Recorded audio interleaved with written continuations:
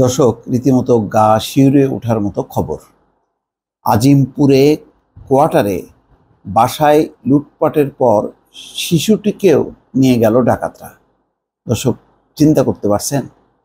ডাকাতি হয়, চুরি হয়, রাহাজানি হয়, সব ঠিক আছে, কিন্তু কখনো ডাকাতরা মালামালের সঙ্গে শিশুকেও মালামাল গণ্য করে নিয়ে যাবে, এটা ভাবা যায়? এটা হয়েছে কখনো?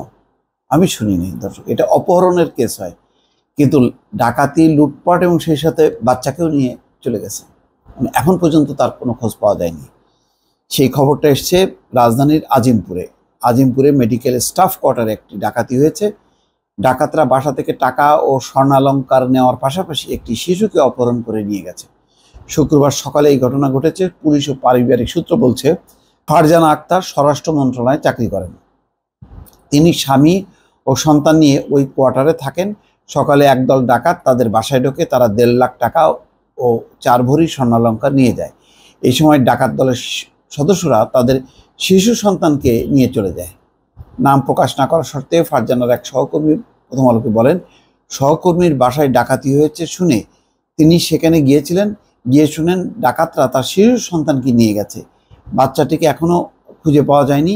এই বিষয়ে জানতে চাইলে লালবাগ থানার ভারপ্রাপ্ত কর্মকর্তা জানান, পুলিশ ডাকাতির ঘটনা তদন্ত শুরু করেছে এবং বাচ্চাকে উদ্ধারের চেষ্টা চালাচ্ছে। দর্শক, এই খবরের পাশাপাশি এই একই খবর দেখা যাচ্ছে সমকালেও তার ছবিও দেওয়া হয়েছে। ফুটফুটে সেই সন্তানের যে মালামালের সঙ্গে ফুটফুটে শিশুটিকেও নিয়ে গেল দুর্বৃত্তরা।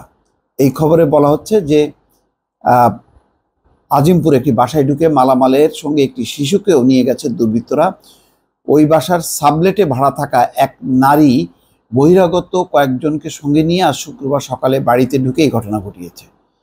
মানে সাবলেটে ছিল এক নারী, বহিরাগত কয়েকজনকে নিয়ে এসে এটা ডাকাতি করছে তারা।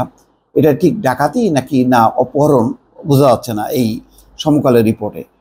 পুলিশের লালবাগ বিভাগের ডিসি জসিম বলছেন যে শিশুটির মায়ের নাম ফারজানা আক্তার। তিনি স্বরাষ্ট্র মন্ত্রণালয়ের সুরক্ষা সেবা বিভাগে 60 মুদ্রাক্ষরিক পদে চাকরি করেন। তিনি আজিমপুর লালবাগ টাওয়ারের পাশের একটি বাসায় ভাড়া থাকেন। তার স্বামী বেসরকারি একটি প্রতিষ্ঠানে চাকরি করেন। লালবাগ থানার বিভাগের ডিসি বলছেন, ফারজানার বাসায় সাবলেট থাকেন এক নারী। আজ শুক্রবার সকাল 9টার দিকে ওই নারীর সঙ্গে আরও 3 জন বাসায় আসেন। পরে তারা ফারজানার সঙ্গে বিবাদে জড়ান। এক পর্যায়ে তারা ফারজানাকে চড়-থাপ্পড় দেন। পরে তারা বাসার মালামাল নিয়ে যান। মালামালের সঙ্গে দুর্বৃত্তরা ফারজানার শিশু সন্তানকেও নিয়ে যায়।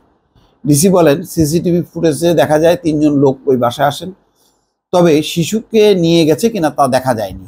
এই ঘটনায় এখনও কোনো অভিযোগ পাওয়া যায়নি। তবে ঘটনাটি জানাজানি হওয়ার পর পুলিশের একাধিক দল দুর্বৃত্তদেরকে ধরতে কাজ করছে।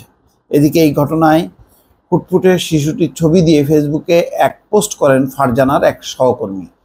ওই পোস্টে তিনি লেখেন, আজ শুক্রবার Azimpur medical staff quarter Lalbagh টাওয়ারের পাশের গলি থেকে আমার অফিস কলিগ ফারজানার বাসায় ডাকাতি হয়েছে।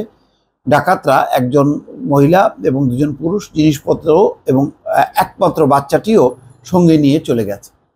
দর্শক, খুবই উদ্বেগের খবর। এইটা যদি মানে দ্রুত বেগে এটার রহস্য অনুসন্ধান না করা যায় এবং দুর্বৃত্তদেরকে না ধরা যায়, তাহলে কিন্তু মানুষের বাসা বাড়িতে মানে বাচ্চাদেরকে নিয়ে অভিভাবকরা বা পিতামাতা খুবই দুশ্চিন্তার মধ্যে থাকবে।